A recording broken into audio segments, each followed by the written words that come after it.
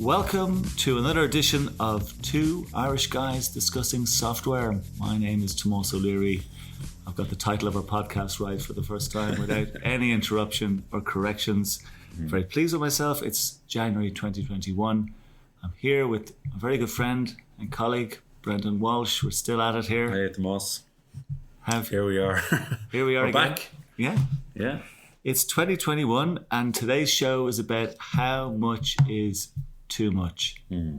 We'll have a look at that later, and we have an excellent guest which we'll introduce when he joins us later, Eric Cunningham from PAAS Advisors. I'll introduce him later. He's going to be joining us. Sounds like another Irishman. Oh, yeah. We'll have to find that out. So we'll check that out. We'll check that out, all the way from Pittsburgh, Pennsylvania. So looking forward to that. Do you know, I was thinking over the Christmas period when we were restarting this podcast, last time we were together we had Christmas jumpers on. It was all very exciting-ish. Made some predictions. Oh God, Let's see. Okay, we must go back and have a look at them. Yeah. That's not a good idea. I didn't think I'd still be in lockdown, but that wasn't one of my predictions. Anyway. No, making predictions is a bad move. That's a bad career move. Yeah. It might be good on Twitter for a period of time, but I'm no futurist. But I was thinking, why are we doing this? I love this. I know you get a little bit kind of stressed out sometimes. You're very organised. Pressure. Yeah. I'm too scientific for a podcast. Without you, we'd probably have no content for the podcast. So thank you. Well, obviously we've Brian and we've Michael, but like organised. You organised the chaos. Yeah. But I was thinking that through. What are we trying to do on this podcast? I mean, it's a bit of fun. Okay. Hopefully the people who listen to us enjoy our banter. But actually there is a serious kind of motivation behind this, and it kind of links to kind of what you and I are kind of, I guess, switched on by in the business world. And it is about making a change. It is about trying to change, in our case, an element of the software world, a part of the software world where those large mega vendors, those old school legacy companies, that they go around and they have really, really poor behavior. And a lot of the time, I remember I started my career in the technology industry. I joined IBM in 1998, and it was a company that you would have been very proud to work for. Yeah. It had a fantastic reputation in the market. And I spent the last kind of 20 years or so, nearly 30 years now, it's like you're looking at the industry and saying has some despicable parts of it that just people have not historically been pointing out. And the only way to make a change, I think, is by shining a light on that. And I think that's the serious part of what we're trying to do here. I know we have a laugh about it, we have a joke about it, but actually there's a really serious piece of this, isn't there? Yeah, there is, and it's about creating that awareness. And as you said at the start, making a change. We're trying to make a difference, and we're trying to be. There's no reason why you can't be the opposite of everything IBM do and be a great company. Yeah, they're certainly taking one route, and we've lots of stories, but that's why it's the company that keeps on giving us salacious rumors. It does. It's given us so much over the last couple of years. We're 2 years doing this now. This is going into our third year doing this, and we did a thing the last time where we had a look at some of the stories which we gathered from our customers and prospects that we're dealing with in our own business. We said we might do that again. Have a look at some of the things that are happening with IBM. You heard about the Cloud Paks. You and I know what Cloud Paks are. For our listeners, what these things are they're pretend products, effectively. They're just repackage the old stuff, put it in a new package, and give it a new name and give it a different different terms and conditions, and there you have the Cloud Paks. But it's all over. Anybody selling IBM software, any customers of IBM are getting approached around Cloud Pak. What people think about when they think about cloud, It's not like, where are my pictures from my phone? They're in the cloud. Cloud Pak is different. Because it's not in the cloud, probably, yes. It's like, my cloud revenue's up. Oh, really? Yeah. How much of it is in a pack that sits on my on-prem environment? But what's interesting about it is they've just changed the terms. They had this, the one before was the, what was it? Oh, they had the dual entitlement. Dual entitlement. So it's like it's a repackaging of the product. Yeah. So they have this thing now where actually, and this is the thing they're not telling their customers. They're not being clear to the customers that they're actually giving them, when you make the change, that Cloud Paks actually are a fixed term. They're not perpetual. So there's a real risk here. They're pricing these things in such a way. So companies need to go into these things with their eyes open. And this isn't just unique to IBM. We've seen this in all the vendors. I'm sure Eric, we chat to him later, might have a view on this. But this is incredible. But they're still at this again. I think we mentioned this before Christmas, but we've seen it again in the last few weeks. They are not telling, and customers are about to make purchasing decisions based on limited information, and there's just no clarity, and it's about being transparent, and there's no transparency, and it's complex. So they're kind of, I guess it's in the playbook somewhere. Don't tell them what you're doing. Well, it has to be, because they're not telling them. It has to be. Yeah. Tell the client they're getting this new super duper product. It's got all the bells and whistles. In fact, we've integrated multiple parts from many products, and we're going to give you something else, but you lose entitlements. Well, why can't they just tell them? What's the big deal? Like, why can't they just be... I mean, at the end of the day, if a customer knew, okay, what's the risk? Okay, I may be off the software by then, or maybe I'll pay on a year-to-year basis, or buy... It makes sense to me. What's my 3-year cost of ownership? Is it going to be larger? Is it going to be smaller? What am I gaining? But no, it's don't tell them what you don't really want them to know, because they might not make a decision. So and if you're listening, IBM, you need to make this change. You can't be pulling the wool over people's eyes. We had a client, I can't mention the name or the client, the jurisdiction, but just before the new year, they were talking about moving the perpetual rights or trading in their Webster integration product, and they were about to do it, and we spoke to them, and we explained to them what was happening, that they were going to lose their perpetual license entitlement, which is part of their existing agreement. They were going to go to a term license, which means unless they continued to pay annually, that they'd lose their right to use the software. They hadn't realised at all, and they pulled the plug. They said, that's not what we want. That's not what we were looking for. And they deferred the decision, and they actually paid more money to renew the product, knowing they're going to move off it next year. So, it's kind of scandalous. But they're getting locked into things, and there's like a disease now. It's like, they have a Cloud Pak. They've put certain products into these Cloud Pak packages. I guess pack is a good explanation of what it is. They're packaged. But there's certain products they haven't put in. But even still, we found that certain products in another situation, they've gone and actually bundled. They've tried to put products that are not supposed to be in a Cloud Pak, and said to the customer, we'll actually just change the terms of that license agreement. To get... I don't know what they're looking for. They're just trying to change the terms. It's basically taking your existing on-prem technology, calling it something else, making it look like a bundle, and then actually taking stuff away, which is your entitlements. Come on. It's outrageous. And it all starts with the legalities. Like, we talk about the legalities. And when we talk to people, that we're selling to, the first thing we say is, what are you entitled to? Do you know your perpetual rights and, rights and entitlements? And that's what IBM are taking away. During the sales process. So it's crazy stuff. Yeah. We'll have a chat about IBM, will we? There's a bit going on in the IBM world. In fact, they've been pretty busy. I hear Newco have a new CEO. Newco don't have a new name yet. Oh, come on. I know. How long does it take? I do like the name Newco. Newco's pretty good. I like it. I'm sticking with it. At newco.com. I don't know. It's probably gone. But they have a new CEO. He's not quite new. You might recall when a guy by the name of Martin Schroeder, but he was originally a VP of global markets some time back, and word has it that he was overlooked in June 2020 when Arvind got the top job. And he left. Well, he wanted to. He was the CEO apparent, but he didn't get the job. You know, so he wasn't quite CEO elect, but he was. I think he thought he was going to get the job, but he retired soon after because he didn't get the job. But they brought him back out of retirement. Whatever he's been doing, he's Australian. I think he's got co-citizenship between the US and Australia, so I think he's been down in Australia. But he's back, and they've given him the CEO position of the divested Newco crappy bit. Of the company that they're trying to get rid of. Now he does take on. Did he not like retirement?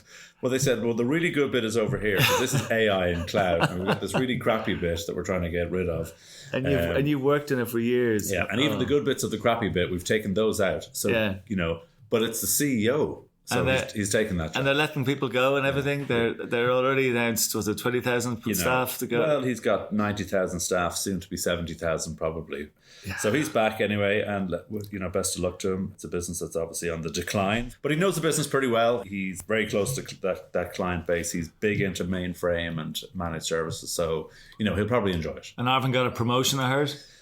As you put it the other day, he's got a new business card. Yeah, he just had the CEO one, and now he has to reprint them. So at least he can keep the same logo because he doesn't have to put Newco on it. Yeah. So what happened there? Yeah. So Ginny, I can't Ginny's believe gone. 39 years. Eventually, I miss Ginny. Yeah, I miss Ginny.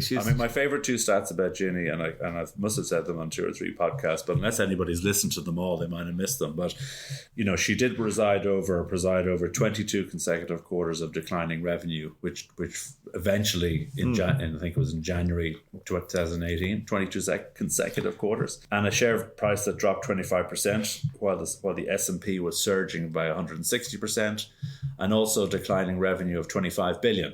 But apart from that, she did a really good job. She's like she bought Red Hat, the football coach that just keeps losing. She bought Red Hat. She gave that to Arvin. But it's got longevity. Yeah, so she's gone. Gone. There's a few football teams I think have had to fall into that category. Yeah. I did read though that IBM, to be fair to them, some positive news about IBM. News, We'll say it when we say it. There was a report there about active companies who are active in politics in the US. In particular, the report was on, and it was talking about companies like IBM who are not active. I mean, obviously they have lobby parts of the business. I'm sure every company has that, but they're not active in the super PAAS in the same way for the likes of Larry Ellison and Oracle and indeed many of the newco, like the big tech companies like Facebook, Google. They're very much in the throes of the Democratic Party traditionally. With the changes now, we might see what happens there. Yeah, so I thought we had a little bit of good news. That's good. Yeah, no, I like that. And they're doing some good as it relates to the COVID. Can we talk about it? Well, we're not talking about COVID. That wasn't the cough, by the way. That was just we're not going to talk about the pandemic. We're over that. At least I am over that anyway. But they have partnered with Salesforce. So who you might recall back in 2018, actually they partnered with Salesforce, and each of them was the preferred vendor of the other. So I think Salesforce in 2018 said of IBM that they were the preferred cloud vendor. That's like a hug. Yeah, and IBM said, well, you're our preferred, workforce management solution provider. I'm delighted they're getting on so well. So they've partnered in relation to the vaccine, a vaccine passport, if you will. So I think you might recall in that movie Contagion, I think it's probably not worth watching. It's frightened the life. I started to watch it in February, but then I turned it off because it was going on all around me. It's 9 years old, but it's quite poignant. Anyway, if you were vaccinated and you were cleared the plague or whatever it was, you got to wear a little wristband like you do when you're going to a theme park to know you can take all the rides and whatever. Right. So they've teamed up with Salesforce to provide a health app based on Big Blue's health passport. So if you have the app, it'll basically give you your health credentials, and essentially if you've been immunized, if you had the vaccine, you can then get entry into concerts or wherever. Sounds like something out of Brave New World or 1984.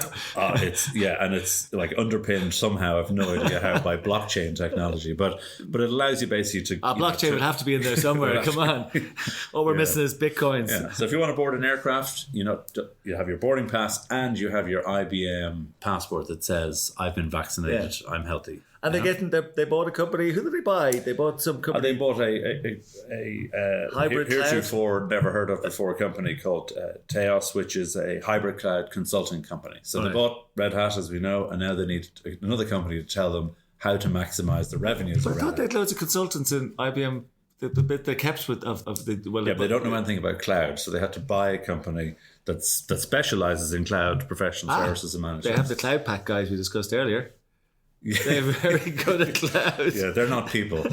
Okay. So it's a small little. I couldn't find out how much they spent on that, but obviously they needed to back up. I think we're going to see, quite a bit of acquisition this year. I'll come to that in a minute. Of the likes of IBM, SAP, Salesforce, etc., acquiring companies to help bolster. Integrate. Yeah, it makes a lot of sense. Good value for those companies who have it. They can be bought at a premium, and we have.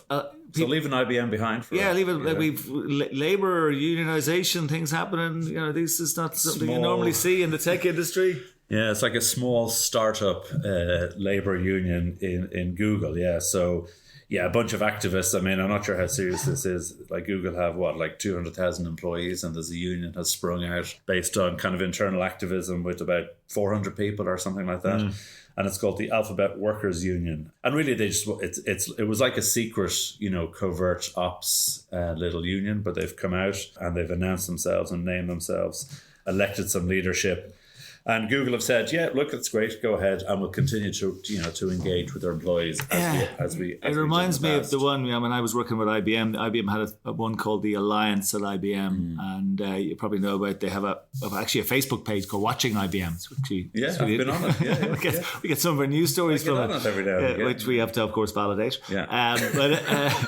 But the Alliance at IBM, that was around in my day with IBM, and I think it had about 400 as well. So I don't think these things go very far. It's actually quite humorous to look at that page. They don't talk about IBM international business machines. They refer to it as the Indian business machine when they're talking about it. All right, I hadn't seen that. Yeah, they're not politically correct, maybe, but and there's a few nasty things. Go back to COVID. Actually, there's a few nasty things going on. The audit stuff is rearing its head again. Yeah. Well, the predictions are it'll keep coming. Oh my God! I mean, but did you tell me the story the other day that I bet you'd seen an iTerm review about the hospitals getting targeted? I mean, have they not got enough on their plate? Yeah. Is that? I can't believe it. Yeah, we're in the busiest period that the hospitals will ever face. People are up the walls, and then they get a phone call from IBM or KPMG saying, "Hi, we're here for the audit." Seriously. Are you absolutely joking me? Yeah. I mean, you'd want to be really desperate for a little bit of there to do that. But there doesn't seem to be any, limits, And I saw that the iTerm, that story actually came from iTerm Review, which is actually pretty interesting. We'll actually put it up on our website. Yeah, definitely. But I thought they did a survey on the actual audit practices and from feedback from end users.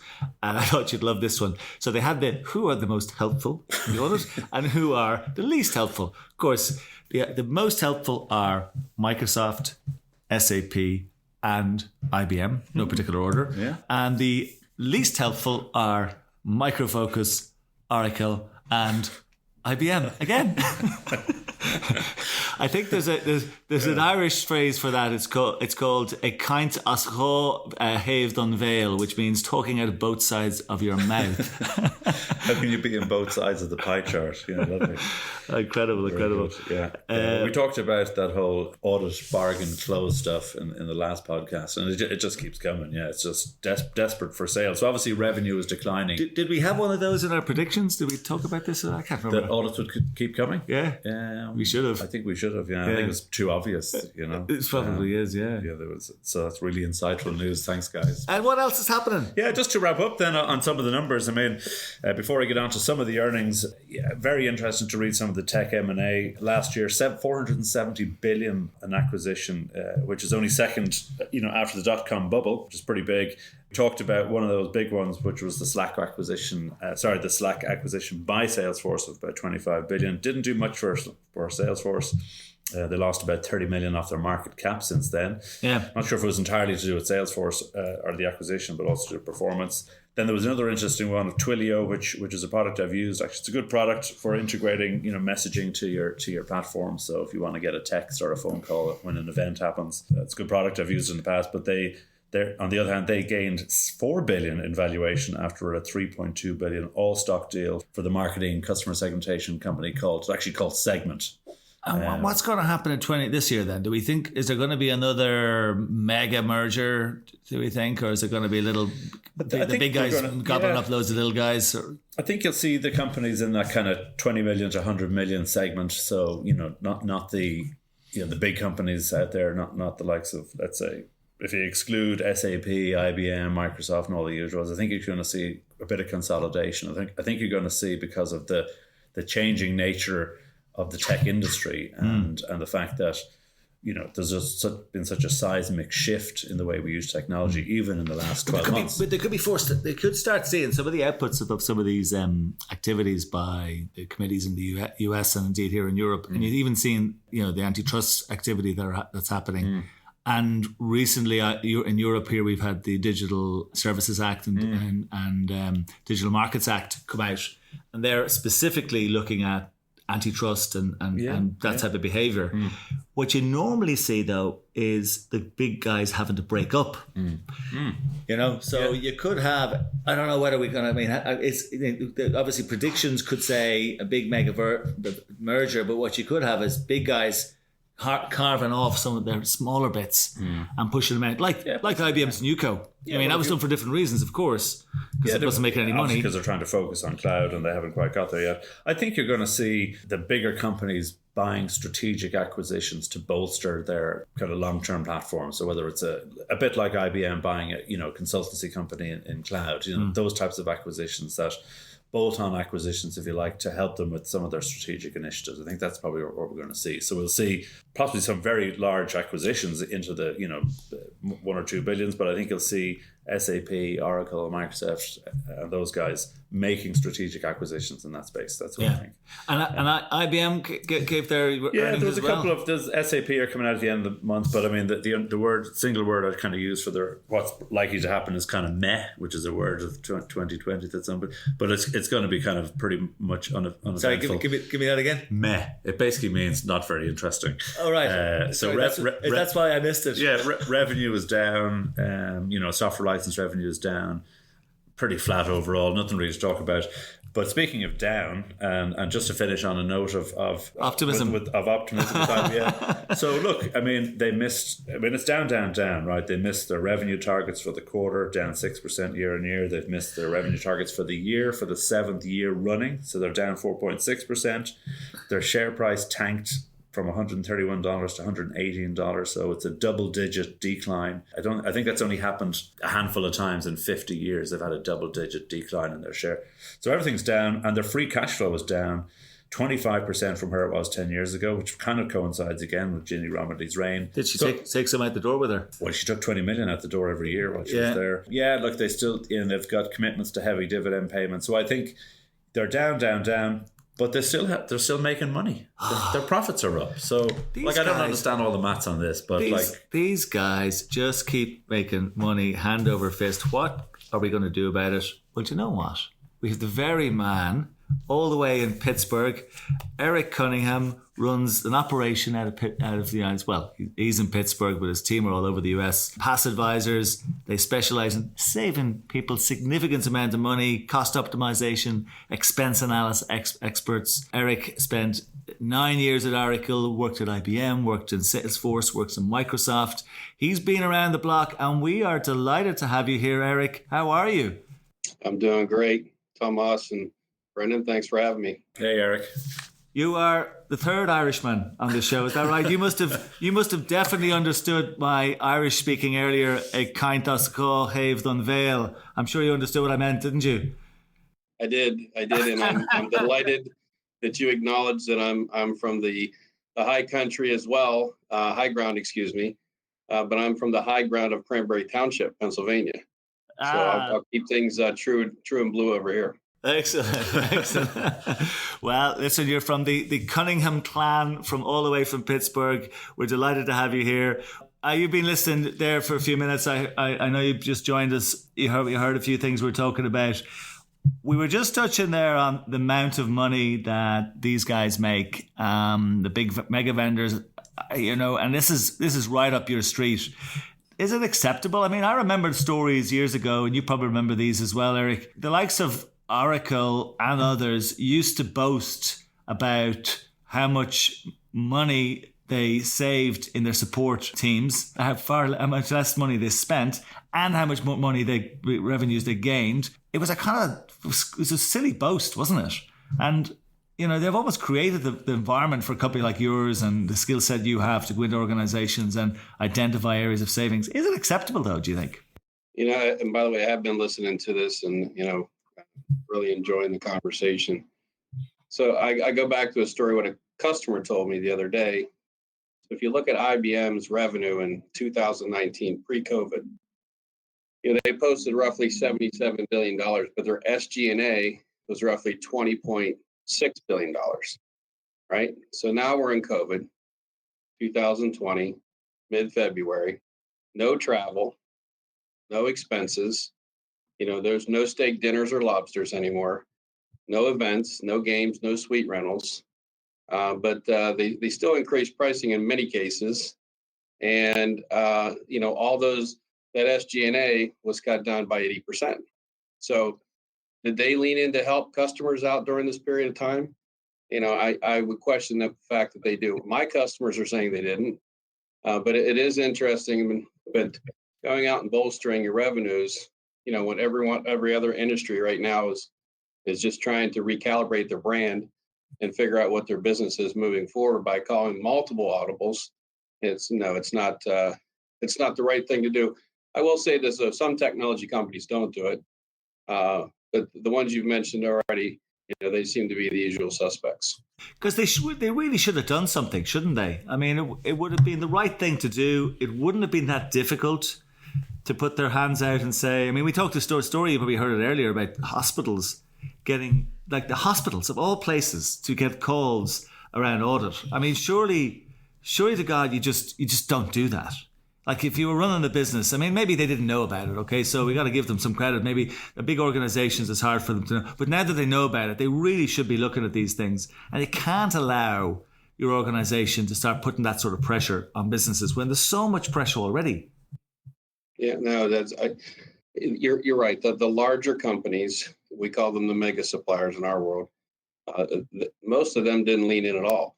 Where you've seen the technology suppliers that leaned in were those the small technology suppliers that would do things like recalibrate the revenue streams and the payment streams, or let them rebalance usage on the contracts and redo multi-year contracts. That they really leaned in. But the big mega suppliers, they stuck to their contracts and said, we've already reported to Wall Street, so we can't really do anything at this point. We did a webinar with you last week, Eric. Very good, enjoyed it. One of the comments around the sort of work that where you operate, and indeed we ourselves operate in our business, you kind of have, and it doesn't take a rocket science to know this, you've got probably three categories of organizations. There are those organizations, and we know the industries they're in, whether it be in the conference industry or the airline industry or the food and beverage industry, in terms of the hospitality end of it. I mean, those companies are decimated. They're in the really they gotta do something urgently, or they're in serious trouble. And then you have there's a tranche in the middle who have had to adapt to online activity, and maybe they're continuing as they were before. Just different streams of income are coming in, being replaced. And then you have those other ones that are done really, really well, many in the tech industry. When you look at those three different buckets, what are the things you're seeing that doing? Is all your work within the guys in difficulty, or are you spreading across? Do you see activity in all three areas? What are you seeing in the market? What are they asking for? Yeah. So most of our conversations are with CIOs, CFOs, and CPOs, and the mindset is there is no such thing as being complacent anymore. And what I mean by that is, if you stay in one place, you're going to fall into what we call the quicksand approach, and you're just going to dig a deeper and deeper hole. So a lot of these companies in all three of those categories, Tomás, have put some initiatives in place to really look at wasteful spend reduction and how do I reduce my overall, technology spend. So technology is the largest and fastest indirect spend on the balance sheet today. How much is it? What sort of numbers are you looking at as a percentage of revenue? Is it? I mean, I know it depends on the industry. Depending on the industry, it could be anywhere from 3 to 12%. Okay. Based on revenue. Yeah. Yeah. That's our data, and we stand behind our factual data. We're not a survey-based company where we're sending a CIO a $75 gift card to fill out a survey. Yeah. So really, it goes back to these initiatives, and it's no different than in a sales meeting where you're forecasting, what the new logos look like and sales revenue and different buckets. Now there's the CFOs holding meetings looking for the forecast on spend reduction. So there is no such thing as a renewal anymore. They're all renegotiations, and there's options out there like third party. You guys know a little bit about that and what you're doing relative to providing an exceptional service to IBM. And there's a lot of other companies out there doing that, whether it's on the software or the hardware side as well too. But the other thing is they're looking at consolidating point solutions. They don't want to manage multiple different technology suppliers. They want a service, right? As these mega suppliers fight for the market share in cloud, right? They're taking their eye off the ball relative to on-prem, right? Which opens up the opportunity for new options with third party. And then the last thing that I see a lot of these guys are doing, other than software and hardware and telco, the consulting and staffing agreements, there's a lot of juice to squeeze there as well too. So big initiatives in that space, we're saving anywhere from 15 to 30% of annual spend based upon our platform and our negotiation services. If we took, say, a typical company, let's say $1 billion company spending 10% on technology spend. So it's spending 100 million on technology spend. It fits in the kind of top in the end that has part of its business under pressure, part of it's okay. So it's down 20%. So it's down from $1 billion. It's going to do 800 million now. It's in trouble. All right, that's a 200 million drop in revenue. Are you seeing a corresponding need to drop their spend from that 10 million, that 100 million to 80 million, or actually do they really need to actually go further? Well, the answer is it depends, because a lot of that spend that they got to 100 million, was it validated? How many different BI technologies do they have? How many different types of storage suppliers do they have? Are they the United Nations of storage? Or can they consolidate into one or two and standardize more? So that causes a lot of employee growth too, and a lot of employee costs too on the direct side of it. There's this whole tribal knowledge in the industry. So CIOs and CFOs they move around a lot, right? It's no secret, and it's easy to go in as a new business decision maker and point fingers of what happened in the past, and we don't really go down memory lane. We try to figure out where we're at right now, and we kind of fix the problem. But you got to categorize all the data, because in the technology space, as you guys know, you're on an X metric one week, and then the supplier comes out with a Y bundle. So, and then it opens up this thing called bundle pricing with repricing on top of it. And then people fall for these traps. I was listening to your Cloud Paks conversation. Can I make a comment on that real quick? Oh, please, yeah. Yeah. So we call that in the States a smoke screen. That's what we call it over here. So it's nothing but a discount, right? It's a marketing glitch to get somebody to incent them to move quicker into the cloud market. And we see it all the time. It's nothing but a discount. We deal with, as you guys know, all the suppliers, benchmark all the suppliers, and all the contracts and all the proposals have some type of cloud credit, cloud pack, cloud, whatever you want to call it. But yeah, and it's really that motivational thing for a business decision maker and the CIOs to say, okay, they're giving us this, we need to move quicker. When in reality, you'll get the same offer next quarter. So it's always there in the next quarter. For sure. There's nothing new there. And I would imagine though that these Cloud Pak offerings, or whatever they may be from all the different vendors, they're driven by their own motivations on their side, that they want more cloud revenue because it's important for their business to start moving into that space. It must be part of your kit bag then as well to, in certain circumstances, encourage your customers to take more of this, because it's an area where you can take advantage of, I would imagine. Isn't that correct? Yeah, and it really depends on the timing, right? So if we look at things like this, and many of our customers, there is no discretionary budgets or slush funds for technology this year. So we don't want them to be forced into decisions. We want them to make strategic long-term decisions given the fact where they're at today. But in many cases, it does make sense to go to the cloud. But keep this in mind. I mean, migrating to the cloud is just that it's the postage stamp on the envelope. There's a ton of other costs associated with it. You've got to tie in your help desk. You've got to tie in your security. You got to tie in, your storage. You got to tie in all the services on top of it as well too. But it's got to be right, and it's got to be on the priority list of those companies. Yeah. And when the OEMs know you're at the other side of the table, or maybe they don't always know, it depends on the circumstances, I'd imagine. Do you see their behavior when they know that you're there or sense that you're there in the room or your people are in the room helping your clients? Do you see a change in behavior just by the knowledge that you're there? Or that is, again, does it depend? I mean, I'm not talking about on average. There'll always be exceptions, but typically what do you see? Yeah, well, they know us, so obviously, so they know we benchmark pricing and we benchmark terms and conditions. So what happens is we get to the final decision a lot quicker because, again, we're contracted by our clients to advise them on getting great deals, not good deals. So the procurement life cycle is and the time associated with that is typically 120 to 180 days without a PAAS Advisors type company involved, and we're doing deals in less than 30 days right now, and at least the supplier knows they're getting a deal if we're involved. We're asking the questions. We represent the client, but we also have relationships with a lot of these sales executives, chief revenue officers at a lot of these mega suppliers. So they know we're not going to ask them to do something they haven't done for hundreds of other companies.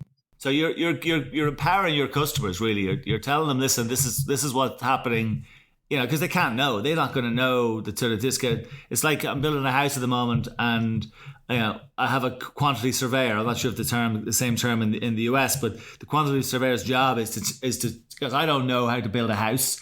I don't know what the bill of materials and all the elements go into it, but ultimately they know. And you're like that QS. You're going through the list and saying, okay, this is good value. Yeah, that's typically what you're seeing, but they're fleecing you here, and here. Is that the sort of thing you're doing?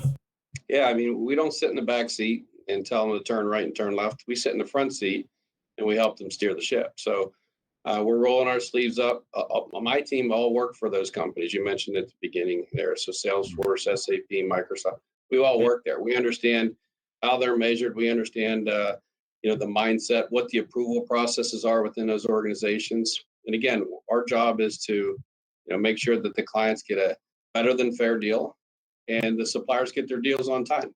They like us because we know how they're measured as well, too. They get measured by the quarters and the years. So, everybody wins in many cases, although we've had some rough ones, too. So I don't want to say all the pictures have been pretty, but once we've proven ourselves with some of these suppliers, now they understand the value. And what's the prize for your clients, for your customers? What's the ultimate prize? Obviously, getting a better deal is the prize. But for them personally, what's the sort of benefits that you see for the people that you do business with? What are they getting out of it personally?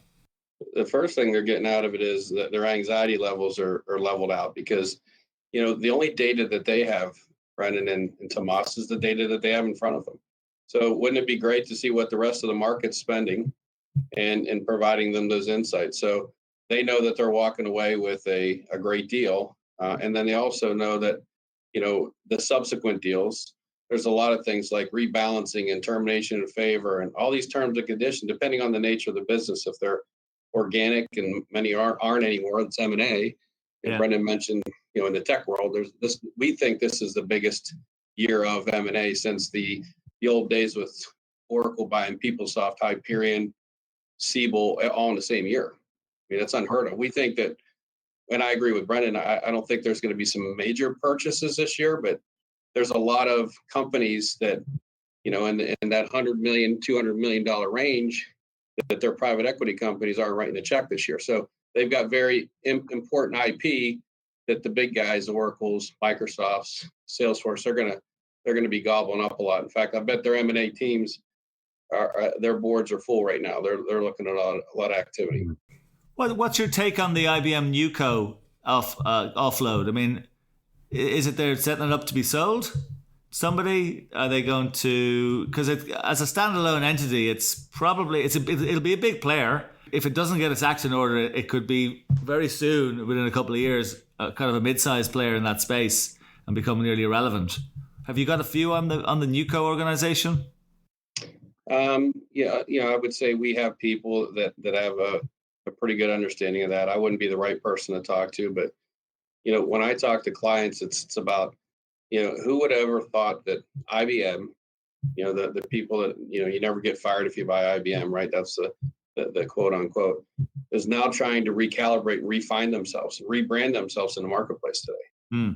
And I do agree. I mean, I left whenever, Brendan said 25 declining quarters in a row. I left on about the sixth one, right? So I was impacted like that as well too. But we have a lot of clients that there's a lot of FUD right now with them, and they're trying to figure out what their strategy is. I mean, then you had to peel out of the telco piece of it as well, right? Mm.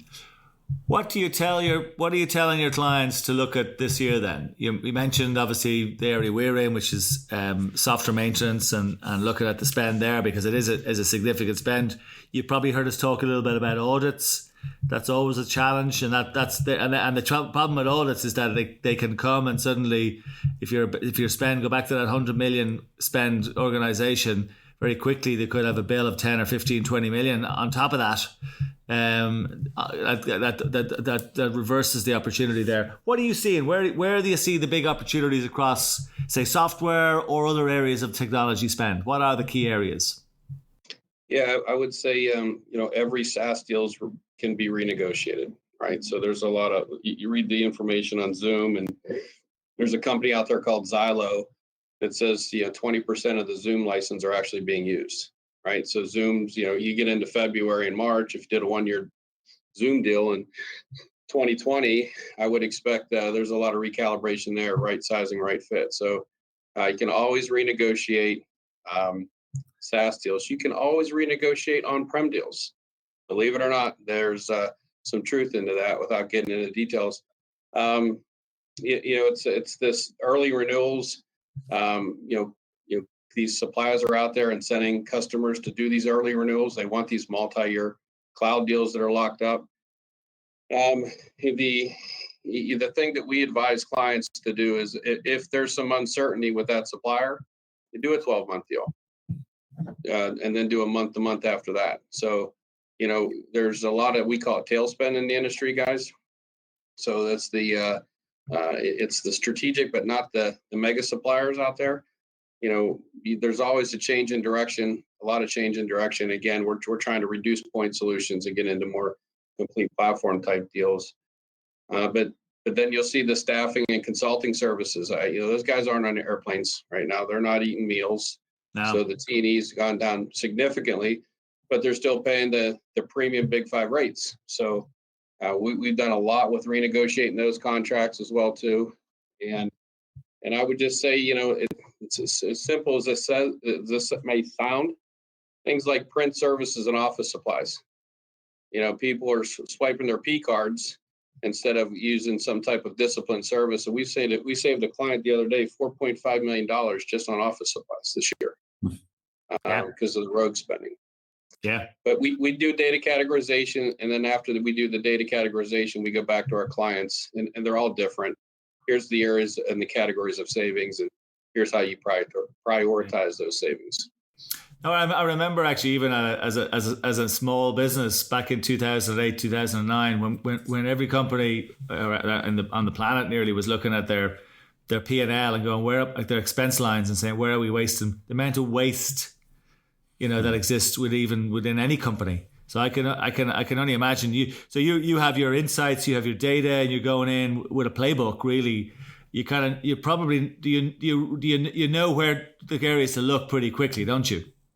Yeah. So we take the data, we benchmark it on our platform. It's called PAAS 360. So we have some AI that's built into it, and within 24 to 48 hours, we're back in front of clients and saying, these are the areas you can save money at immediately. Yeah. Right. And we give a 5X guarantee. So every dollar you spend with a company, you get $5 back in return in savings. Right. There's a little plug. I threw a little plug in there for myself. Yeah, we love plugs. Yeah, we'll send you the invoice for that. That's You're okay. A consummate sales guy. We wouldn't expect the tax line off of it. Keep the tax off it. I'll pay it. Brilliant, Eric. Listen, it's been great chatting to you, and I love what you guys are doing. And you guys have had an unbelievable growth story. I mean, I think you were telling me you've just hired a bunch of new people. You're only a couple of years old, not even, and you're grown like the big guns, aren't you? Yeah, it's been fun. We got a lot of great people here. So it's always, and I can tell the dynamic between you two as well. You guys enjoy each other's company. I have the same feeling towards the team here, and they might not say the same about me, but I really enjoy working with them. We get a lot of stuff done. We're an extension of our clients' teams, and it's immediate value. Nobody wants to invest in anything in today's economy unless they're getting a quick ROI. Yeah, I mean, it's a tough justification, and if you don't get that, it's at the end of the totem pole for a priority. Yeah. No, you're in the right business at the right time. Yeah. Eric, great chatting to you. Thank you for joining us from Pittsburgh. It's great to well, I can see you on the screen here, but the listeners can't. But it's great to see you again. Thank you. Yeah. Good to talk to you. We might even get to see each other in 2023. Oh, very. Thanks for having me. You're welcome. 2023. I love it. All right. I'm going to tell everyone I have 2 Irish cousins over in Ireland. So just go with it if anybody asks you about it. Okay. Oh, we love it. We love it. Thanks, Eric. See you, Eric. Take care. Thank you.